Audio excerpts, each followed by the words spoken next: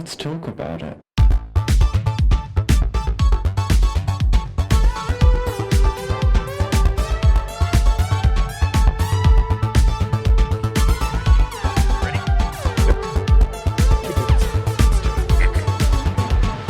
Hello and welcome back to Thicc Radio, the award-winning podcast where we talk about gaining, fetishism, and everything plus size. I am a 33-year-old Pokemon fan who is, quite frankly, so excited for Gen 10, and yet I resist all of the spoilers because I am a good person. James. And I don't collect Pokemon. I eat them, Tim. And welcome to Thicc Radio. Jesus Christ. The audacity of you! No, it's fine. There are okay, I actually do live for people who are working professionals in whatever industry they do their content, and then they go, what could I do with that with Pokemon? So there are chefs who are like, how would I kill, cook, and prepare this Pokemon? And there's a little part of me that's like, how dare you?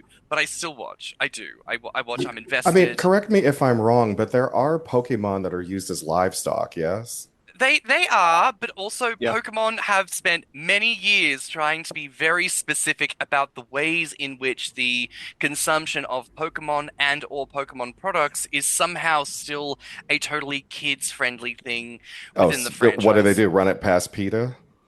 No. So just within barely the talk world. about Well, one, they barely talk about it, but two, especially in recent generations, they've tried to make it so that, for example, in Gen 9, there was a fish Pokemon called Veluza. And Veluza has, a genetic situation where, parts of its flesh keep growing, and its natural instinct is to shed that flesh. It breaks away from the fish, and then it can go about its day. Yeah. And that humans, collect this excess flesh. And that's how you get the meat product from the Pokemon. Oh, okay. So Yeah. one of these days, you're going to have to sit me down and explain to me the entirety of how the Pokemon economic system works. Yes. Do they have an FDA? Do they have PETA? Do they have agricultural departments? They have what is the government of the They have Pokemon? fighting type Pokemon who help construct buildings, and I would like to know what OSHA has to say Yeah. about getting Pokemon to work.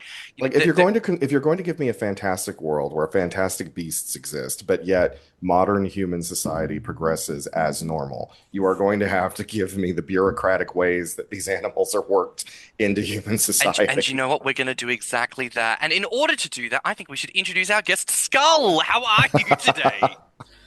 Oh, God. Eating my own hair currently. But I'm alive. I'm right. I'm alive. Living.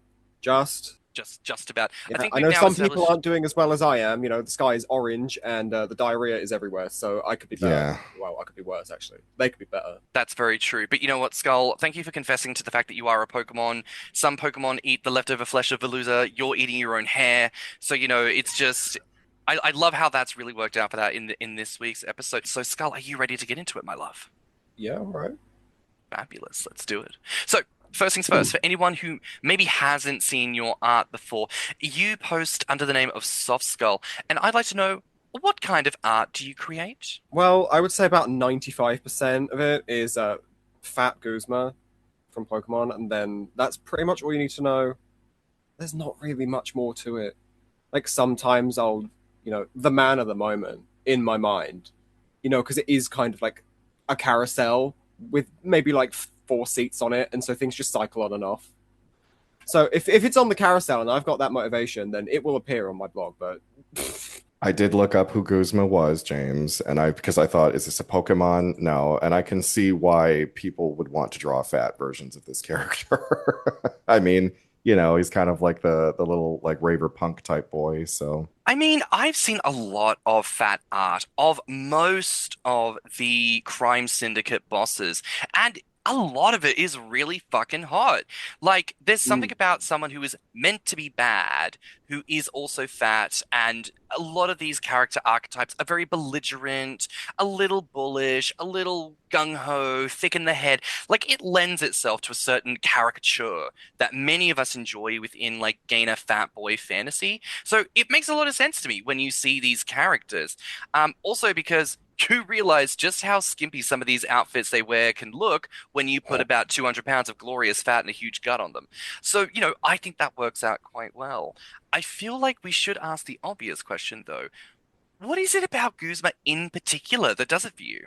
Well, not to be, not even 5 minutes in and being a bit like, but there's there is a mistranslation in the English version of Sun and Moon that insinuates that he was abused. And then me as a teenager, because first of all, as a teenager, anyone's more dramatic than they actually end up being. So there's that on your hands, and then you've got this given to me on a plate, and I was like, oh, I relate to that.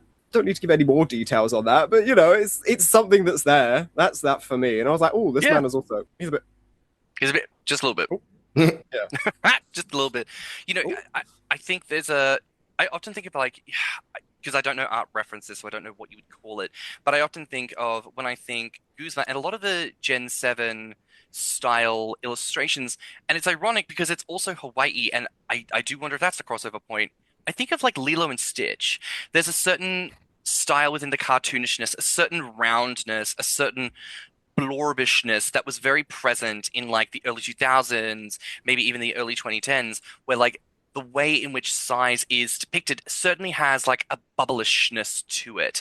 And I think that certain character designs in Gen 7 of Pokemon also reflect that. Again, Alola as the region is based on Hawaii. Lilo and Stitch is set in Hawaii. I'm sort of like, I wonder if there's something there that I don't know about that's the crossover point, but I see the link. And so it makes sense to me that there's a real like, oh, that really lends itself to like expansion and a sort of it probably just makes it a lot easier to be like, oh, let's make this person fat, and then it just kind of makes sense rather than feeling like you've got to really adapt an art style. You know what I mean? Everything's kind of laid back. You know what I mean? It's the trope. It becomes very tropey after a while, which is a bit sad. But it's like vacation. It's relaxation. It's paradise. It kind of the themes kind of cross over, and it makes a lot of sense. Mm. Were you always an artistic kid? Like, did you doodle and draw when you were younger and then develop the skill, or was it something that you picked up along the way? Well, I was always drawing. I was doing anything. Again, I've got ADHD. I was never medicated for it. Found out when I was 18 after we finished school because of COVID. So, great. Yeah. But I was always doing tangible things. I was drawing. I was, making up stupid. I believe at one point I made an entire Pokedex on paper. Like, did I get like 25 Pokemon in and then give up? Yes. But, I did that. The intention was there. There was all sorts. At one point when I was like 9, I was like, I'm going to be on the X Factor. No, that didn't happen. That's not going to happen because I was a child and I was stupid. I like to call myself a partially reformed annoying person. But then again, most children are very annoying, just innately. But I've been drawing for ages. The hair is not having it. And I think it got to a point when I got to sixth form, I think I started taking up digital art more seriously. Because when I was 14, I got a screenless USB tablet for Christmas, and I would sit on the floor with my laptop at the time. So the posture was very much that. And it was not the best setup because you were on the floor, but you have to put your roots in somewhere. It was around the time that Sun and Moon actually came out, and so it was quite poetic in a way, I suppose. But it's just been building since then, and then I got into kink art. I think oh god, how old is my blog now? Like 4 years old. There was just a brain switch one day, and I was like, I could post this on a different blog because I was already starting to draw Guzma fat, and then the brain cogs were starting to turn. I was like, oh, okay. I said, I'll just put this on a different blog because I was already posting Team Skull stuff and art on a side blog on Tumblr anyway. Do you remember at any point when you stumbled across Gainer and Fetism art? Like, do you know like a certain age or grade level, and then like that was like, oh, now I want to do only this, or like I want to do more of this?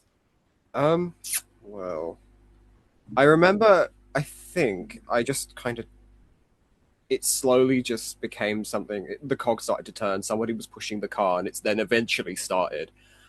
But I believe it was just discovering slowly, step by step, unsupervised internet access. They say now, oh no, the children, they're going to die. But like, no, you just turn out a bit weird. And at the end of the day, I ended up just coming across what I liked. it was before everything became super bad algorithms, like keep you on the website, keep you on the ads, nightmare, Uh, nightmare. And back before Twitter was owned by a Nazi, and you could actually use it without your conscience, dragging you through the ground.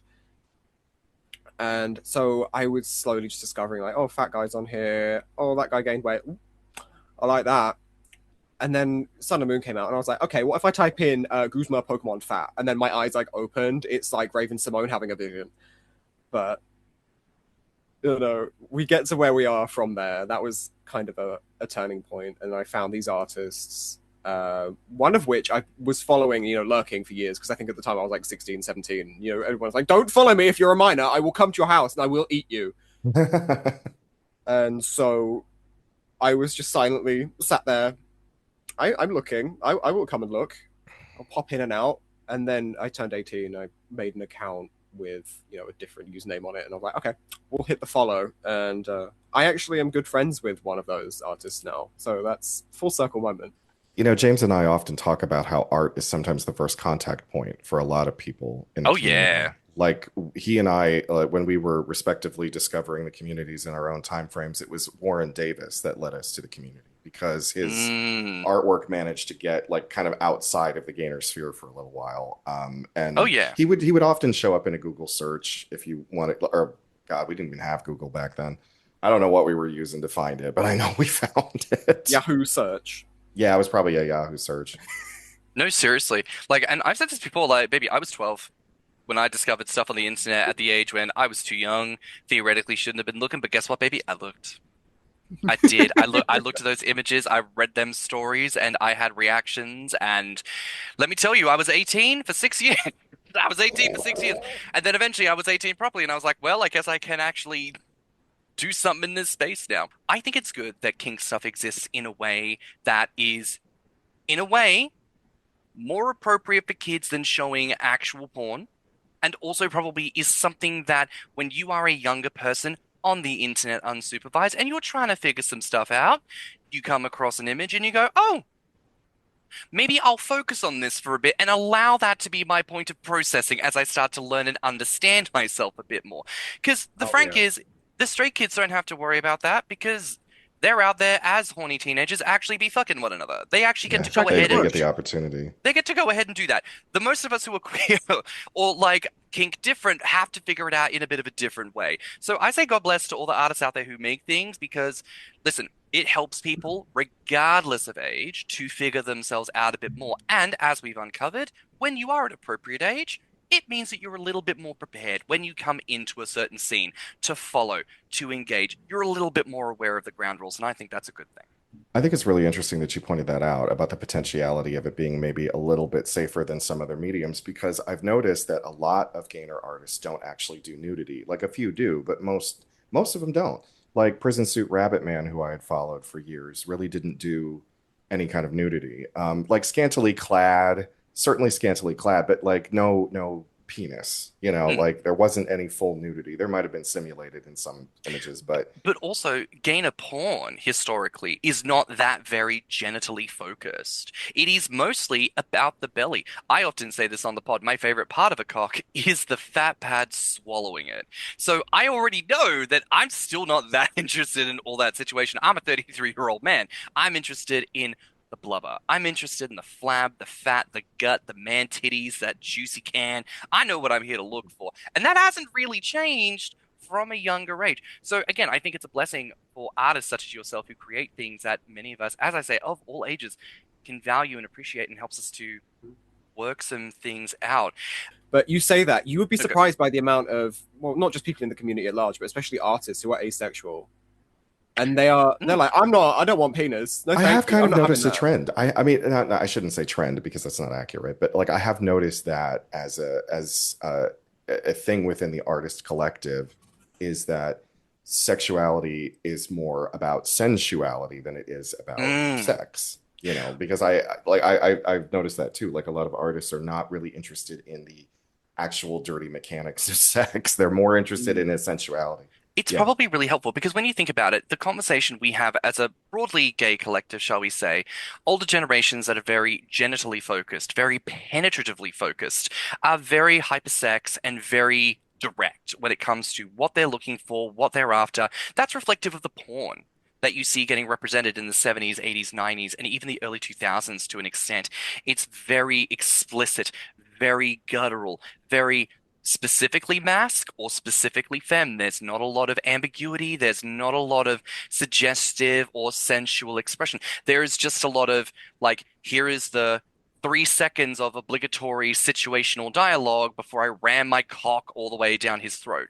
Whereas now, we're seeing people of various sexual gender identities as well, showing us all of the diversity within whether it's explicitly considered pornography, whether some people more consider what they do as art. And actually, that's a question I'd like to ask you in a second.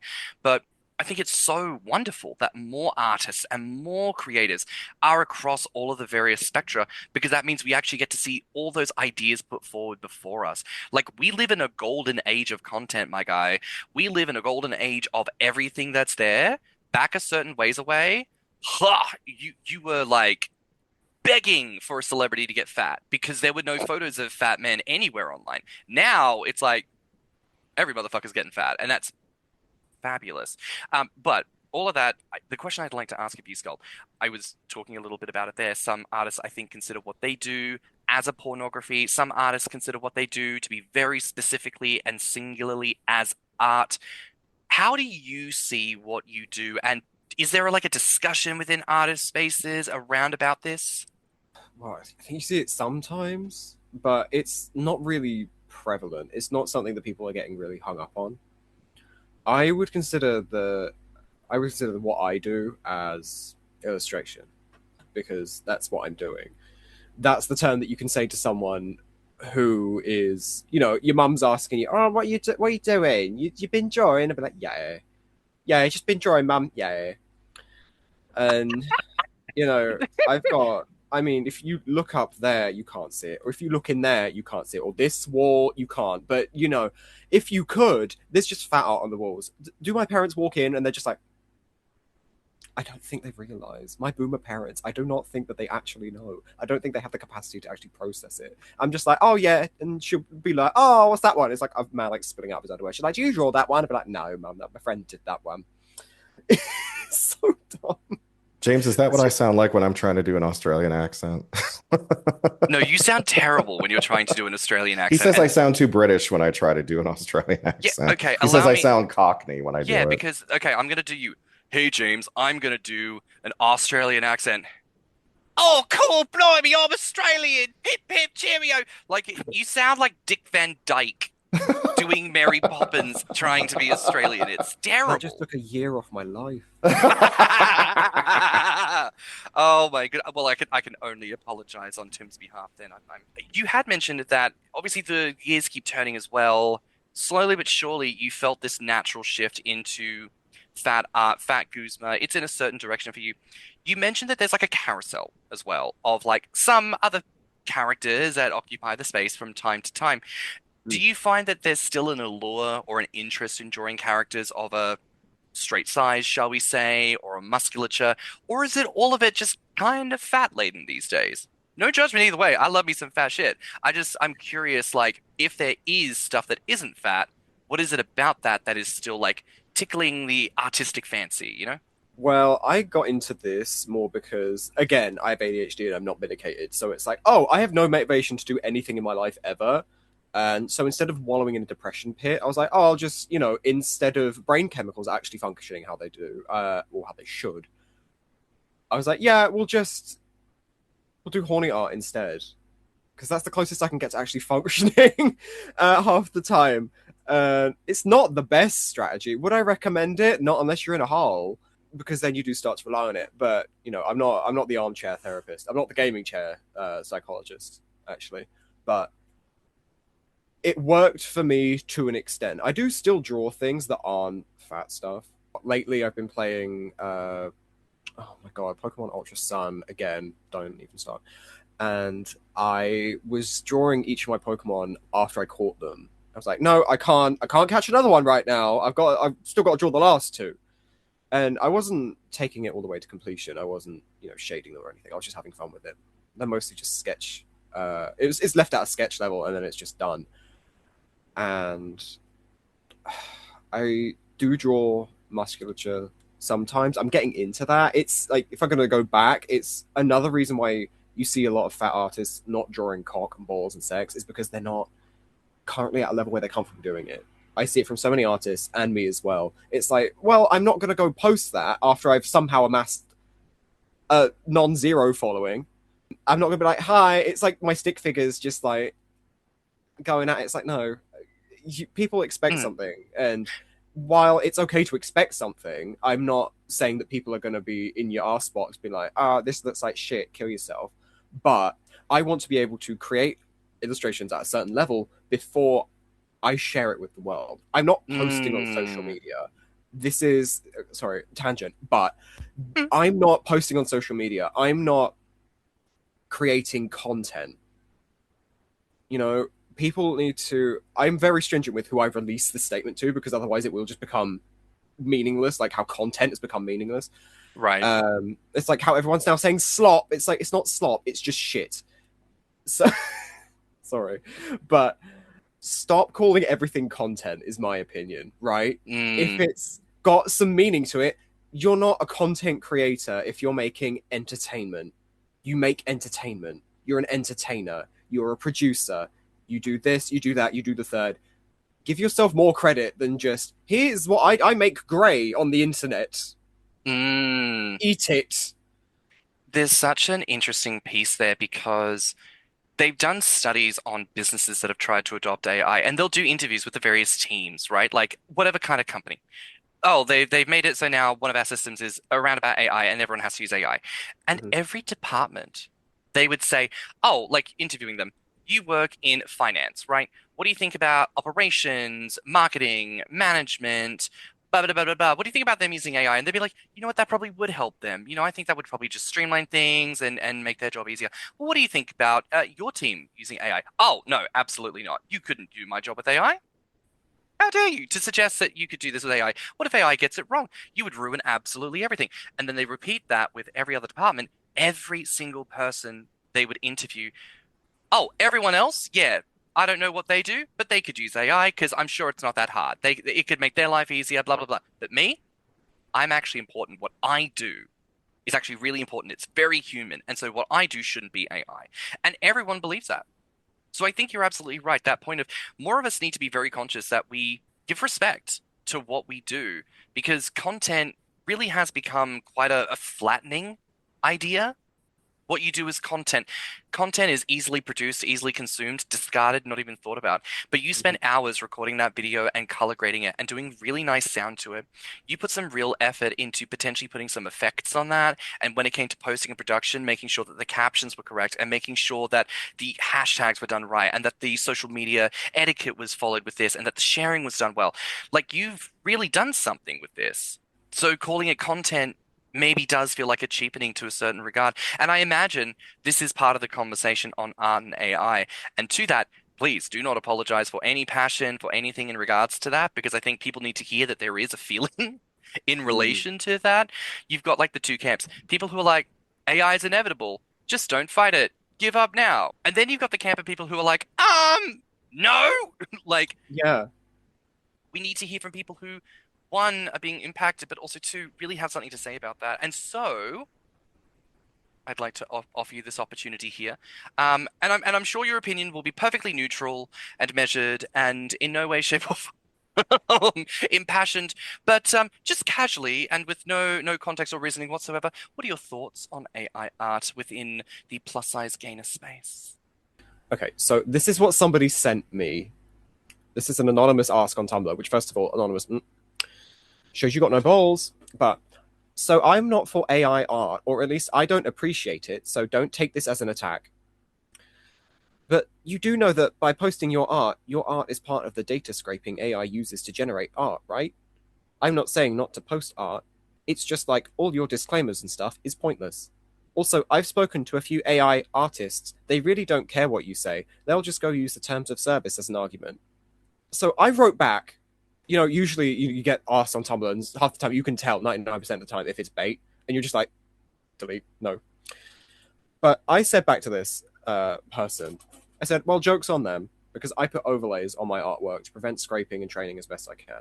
I don't care about the opinions of those people, because when you're on the objective wrong side of morality, what you say means nothing. I'm not here to debate that. Look at the endless list of issues caused by generative AI and its use over the past 3 years since it took off. It really is not worth all that for some soulless, uncanny shite, and it isn't my fault if some people appreciate art and creativity so little that they believe that it is. And I left it on that. I do think that's actually quite well said and quite succinct. Like, yeah. Reflecting on our past, and again, Tim, you referenced this when we were younger, and there was such a limited resource for options and for materials. It becomes revered. Warren Davis was revered in our space, and I think in a major way still is in terms of art because of the impact it had on so many people. I mean, a majority of artists create things that you look at and you can appreciate and you go, oh, isn't that wonderful? Warren Davis created something that for a generation of gainers, they have sat there and gone, oh, no, I will make that my physical reality. And there Or is how a many people within the community, once the AI came along, like a lot of that slop is recycled Warren Davis artwork concepts. Like people are trying to make the images into AI videos to make it real, to like yeah. have this that give it enough time, somebody's going to piece together some AI slop Warren Davis movie. Like it's Right. going to be, and then they'll Oh. charge $50 for it. Don't give them ideas, Jesus. These people are strapped for ideas. That's why they're uncreative to begin with. That's why they put the prompts in. They didn't create their own art. Yep. They've pilfered other people's art to make into a concept and an idea. And in the research of trying to find artists to speak to for the podcast, I'm seeing more and more people with Instagram profiles, with Twitter profiles, with Tumblr blogs, putting a disclaimer that says, do not put my art through an AI machine. The audacity of you. I spent hours to create this, and you have bypassed my right as an individual to create something in this world to offer it to someone else for free. Like, that's... Yeah. It's so galling. uncanny as well. I had it happen to one of my friends. His art was, somebody had like fed a bunch of his art into one of those, I think, probably a locally run LLM, because you can't get like those big ones. They're not like, oh, create your own custom data set. No. I think it was a locally hosted one, which first of all, I hope your computer exploded from generating that, bitch.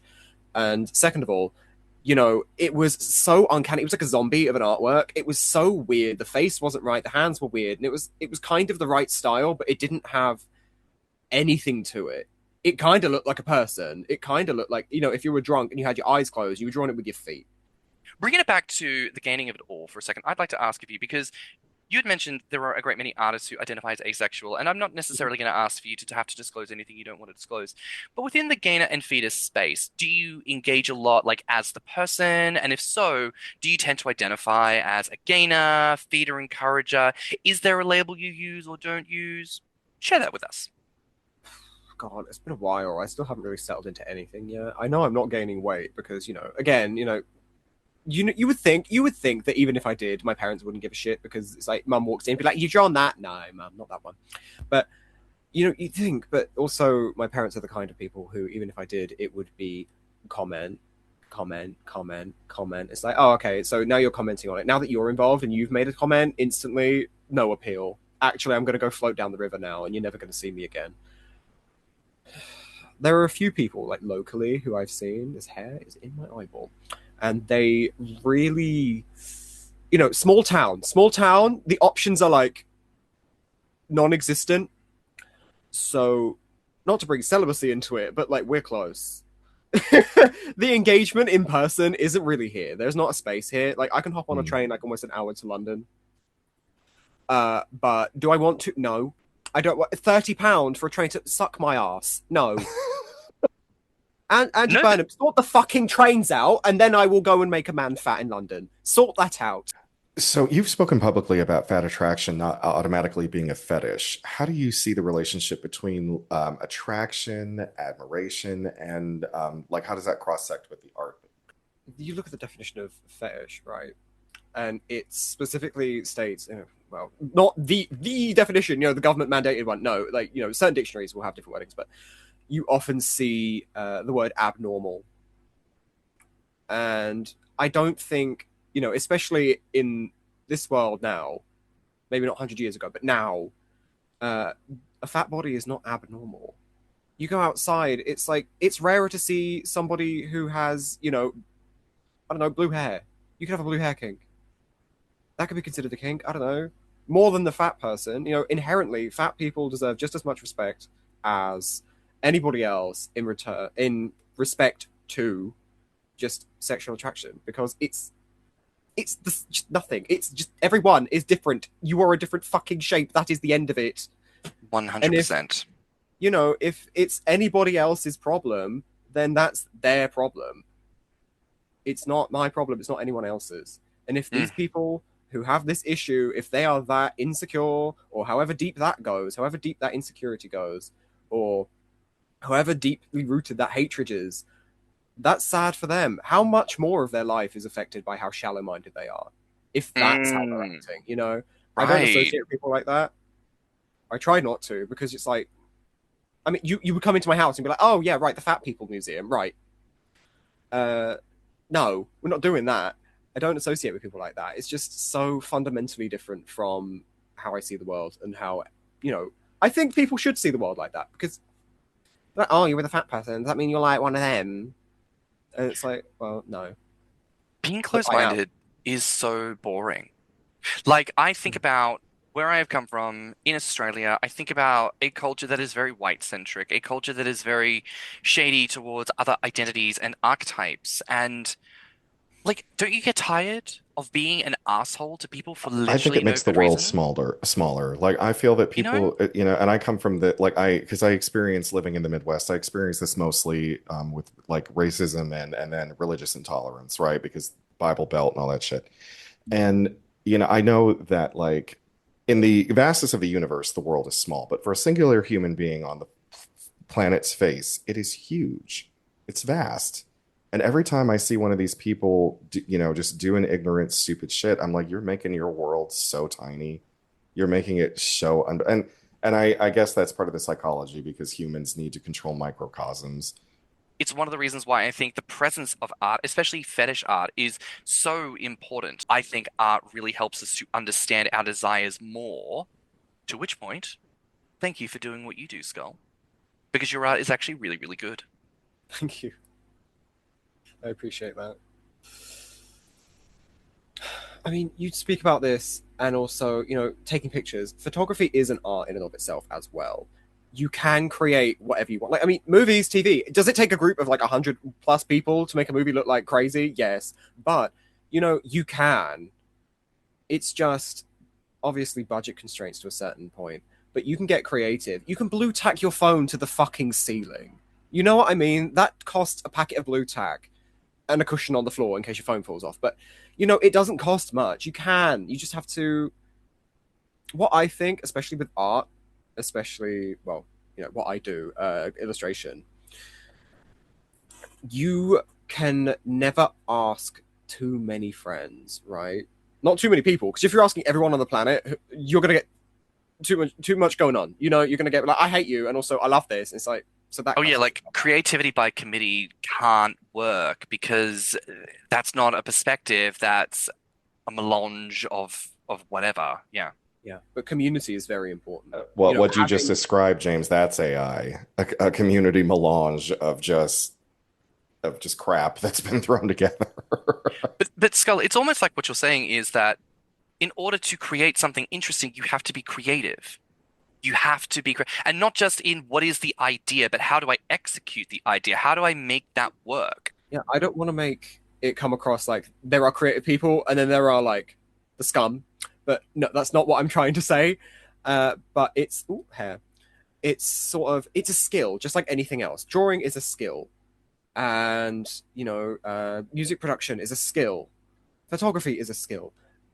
Resourcefulness is also a skill, but I think a lot of the time people gloss over it because it's a life skill. Not to be super nanny about it, but it's a life skill. And you need to realize that with anything, even if you have no creative hobbies, you're going to start by sucking at something. You get a new job, you're going to suck if you don't know how that electric register works. You get a brand new job, how the fuck does the phone system work? I don't know. I can't hear you. Walk. Oh, you're 2 tables away. Susan, You it's know, a that's something mess, that right? always used to upset me too when I worked in a cubicle type of setting and people would send you an email when they were 2 cubicles over, and I'm just like, just knock on the fucking wall. Like, just stand up. I did one shift in a Domino's once. One. First and final, mind you. The phone was so damn quiet, and the man was like, "Can you not read me my credit card number back to me, please?" I'm like, "Well, first of all, I'm 2 feet from the kitchen. There's no wall there, and they're screaming. So I'm going to read you the credit card number back, and you're going to tell me if it's correct, bitch. Otherwise, you don't get your pizza." Oh, worst 3 hours of my life. I'm not doing customer service again. Do it once so that you know that you Oh, can't do it, but then don't go back. I know the soul crushing experience of working in customer service between retail and phone jobs and all the other bullshit that I did before I became a nurse. Believe me. Horrific. One of the things that I really love about Gainer artwork is the sort of series of photos like of someone gaining weight. Like this was something that Warren was really known for, was doing a whole weight gain sequence. And Yeah. it's been talked about many times, both on this show and just in the community at large, and how much we seem to love the idea of transformation. Do you find that it's also something that, engages you to create your artwork? Is this idea of taking the image from regular, sort of how the character is presented, to the fat version that you want to see? Yeah, I think that's kind of, it's inherent, right? In a way. It's like, oh, well, if you're going to start somewhere, like everyone has a start point. I mean, babies are born a bit fat, but if we're gonna go back to Genesis, everyone has a starting point, really. The human body is always depicted pretty much as one. It's like you either get buff, skinny, or like average. You're not going to get a medical, even as a nurse, you're going to see it unless it's like, oh, you're diabetes, you're going to explode. Unless it's something like that on the wall inside of the clinic where it's like, oh my God, please change your diet, you're going to die. You're not going to see a fat illustration as the default. You're not going to, unless you go back to specific, I think, Greek sculpture and painting, some Renaissance paintings. They show like chubby forms, but you're not going to get anything kind of like, woomph. You get like a full-figured woman, and that's about it, really. But if you go back to, go forward to now, you're going to get people really stuck in that idea of this is the norm. So you have that expectation. You're going to use that expectation because, even if art is subversive, it's subversive because the norm is the norm. Mm-hmm. So seeing it's almost punk in a way because you're going to be accepted less. You're going to be taken as a trope or as the fat person in the room. You're going to be this, you're going to be that. It's punk to say, I don't care. I'm going to do that anyway. And even if you're depicting it, it has something to say about the character. It has something to say about you if you are gaining weight yourself. It's, I think, so innate that people don't talk about that much. And when you think, I don't know, I might be reaching like, I don't know, level 4 creativity skill here, like the plumb bob's above my head and it's about to like turn over. But people, God, creativity in and of itself is very much a skill. Yeah. You have to, every detail can be accounted for. I found what I was going to say. Every detail can be accounted for. The reason why is it presented like this? Why is the angle like that? The pose, the composition. You're doing anything. Like it goes into video editing, the level of the music, the EQ of the audio, anything, the levels, the color grading, the shots that you've chosen, the length of the shot. Are you even reversing it? Any effect? Like everything is intentional. And the more serious you become about creating something, the more serious you are about, I'm not going to say the product that you're outputting because that diminishes it, but the final work that you are hoping to achieve, the level at which you're hoping to achieve when you are finished with this work, because work is not complete, it's just abandoned. Once you realize that that's what you're going to get to, the thoughts evaporated. That's really fucking annoying. What was I just saying? I get what you mean by all that. And I know too that you've also stated that you don't want your artwork to be associated with death fetism or anything that has to do with like some severe health issues. What makes you draw like for you, how do you set your boundaries and like what makes you set those specific ones? Well, for me, I have health anxiety. So that's diagnosed, by the way. Again, I'm not doing the gaming chair psychology. I haven't got the paper. I've got the paper for my ADHD, not that. But I don't. Okay, so my relationship with all of this. Oh shit! Twat at the microphone. My relationship with all of this is also connected with that because I was at a point where I almost died. I was very emaciated. The blood pressure was on the floor, as was I. It was bad. So I had lost so much weight, and I have seen that, people are trying to glorify that, and I'm like, no. Yeah. Like, oh, look at how skinny Ariana Grande is. She's dying, bitch. She's dying. When Pick I her saw up. Kelly Osbourne, I was like, holy shit, it looks like someone hooked up a vacuum to Jessica Chastain and sucked all the air out. Like, It's a hard one, I think, for many of us as gainers who actively pursue, right? Because like you think to yourself, well, if it's one, why is it not the other, right? Like we find it so easy to criticize people who are celebrating the thinness, the anorexia of it all. Like, what does it mean for us to celebrate size at a push? And I do think there is something to be said that so long as people are informed, taking that matter into their hands, I think God bless and go with God. Because if that's for you, that is your journey and no one should critique you for it. But I do think it's a question of like, what are we celebrating at scale? Society at large is not celebrating weight gain as a form of reclamation or as a form of like self-acceptance, but they are celebrating very clear signs of anorexia and anemia as a model of health. And that is something that we can critique.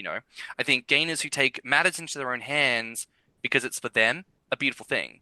And I think until perhaps on a societal level, at the same level, we start to celebrate people who are dying from the obesity relatedness of it all. I don't know that, like, for me on my level, that I would compare the same. But I think it's really cool that you as an artist have your rules that you follow. You're very clear about, I don't want to depict those things in my artwork. That's not representative of me. That doesn't make me feel good. And I think that's totally fair. I think more of us need to have boundaries that we're willing to put with this, because we often talk as well within the gaming experience. Tim, you talk about it. People move the goalposts all the time. It there used to be big number was 300. Now it's 400. Eventually it's going to be 500. And like, why? Why did we have to move from 300? I'm not saying that 400 can't still be impressive, but why are we making it so that what was once the mark is now no longer the mark? Why are we thinking very capitalistically in our mindset of we must have endless growth potential in this is it industry? you that said that compared it to capitalism and how like in a capitalistic Yeah, model, you're never satisfied because you can never have enough. Like it yeah. just demands that you keep desiring more, And right? we've also had that episode on the podcast, right? Like, how do you balance the desire for continuing your transformation and saying, what I have is not fully what I want, and I want to have a bit more, which I think is a very valid thing. I've also talked about how it's akin to the trans community, but also how do you love on yourself in the moment where you are right now? How do you strike that balance of, I'm allowed to be dissatisfied and want more, but I should also feel content with who and what I am at right this second. Because, bitch, if you die tomorrow, you should at least cark it knowing that what you had, even if it wasn't the everything that you wanted, was at least a something of what you wanted. And I wonder if that's also a reflection on art itself. Like, when you do a commission for someone, do you have that thing where they'll give you the idea, oh, hey, Skull, I want you to do blah, blah, blah. You say, great, I can do that. And then you go ahead and you make it. It's your style, it's your inspirations. You send them the mock-up, and then they go, oh, I wanna make some tweaks to this. I want to do this. And like finding that line between yes, adhering to what they want and what they're asking you to create, but also it being made in a way that you're like, oh yeah, that's a piece of mine. I feel good about what was made. How do you discern that difference and walk that line as well? Well, okay. So one, you don't always have to share it online. So there are commissions I've done, commission pieces that I'm just like, and I shared them, and I kind of look back and like, oh, maybe I should delete that one. I'm not happy. That's not a piece of me. But people will be upfront about what I do and what I don't, and that will be part of their sheet ad mostly, or sometimes people have a website or a card set up, whatever it may be.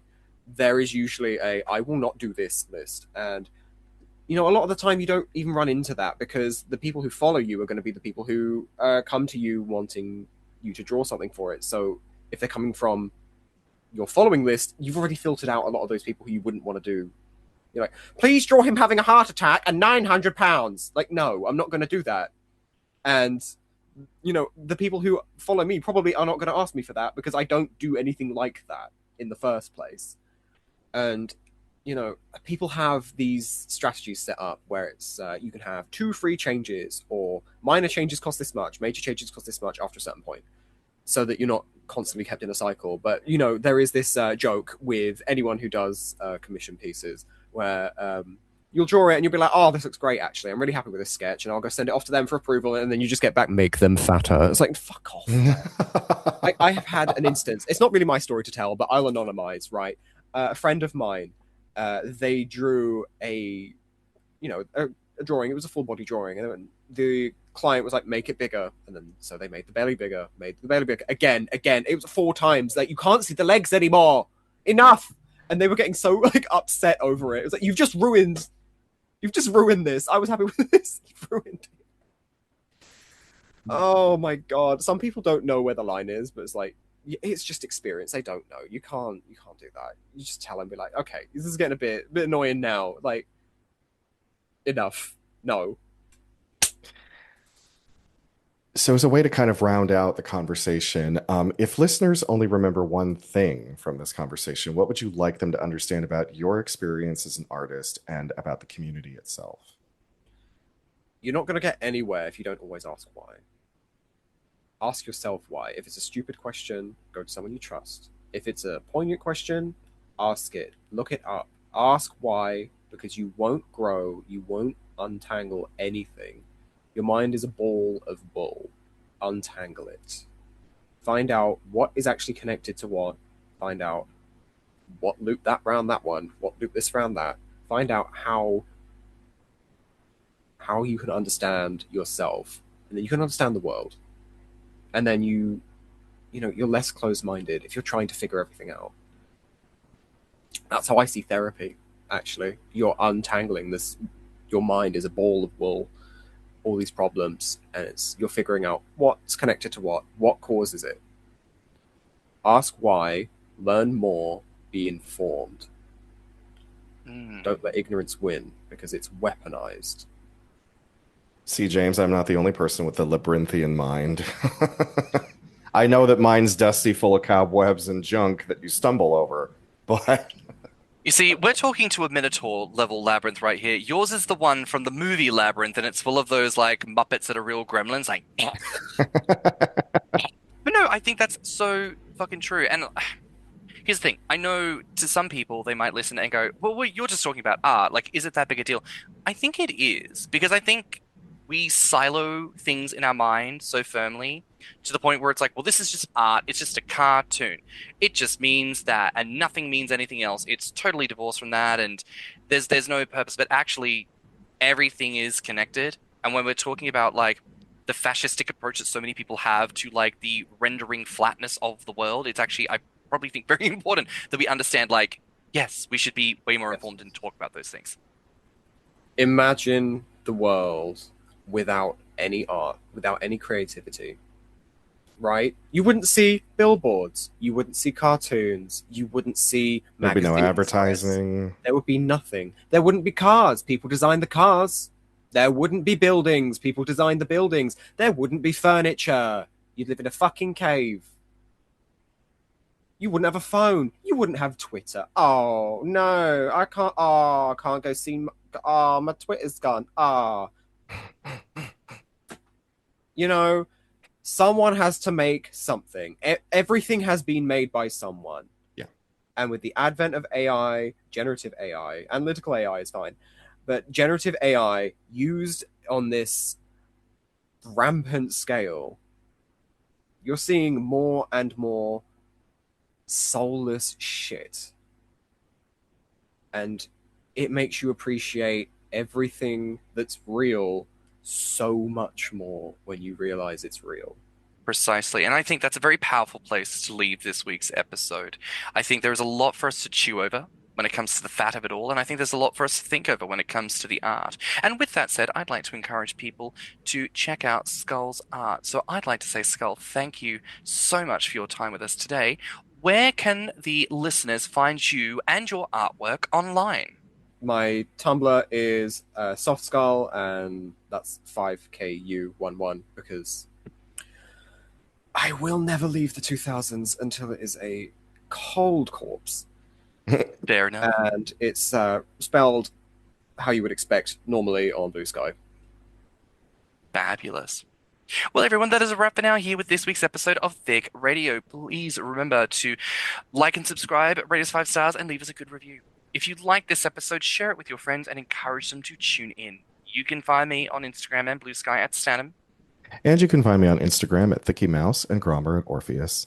You can also find us on social media at Thicc Radio or visit our website at thiccradio.com.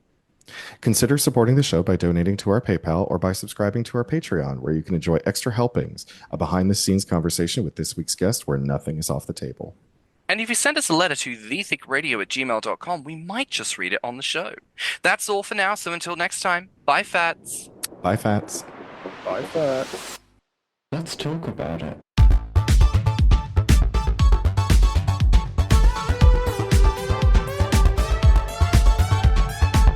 Thicc Radio is an independent production. Artwork, media design, editing, and production by James Heinzen. With original theme music by CYMK. But otherwise, how are you feeling at the moment? All right, I need to brush my hair because the fan and the headphones. Oh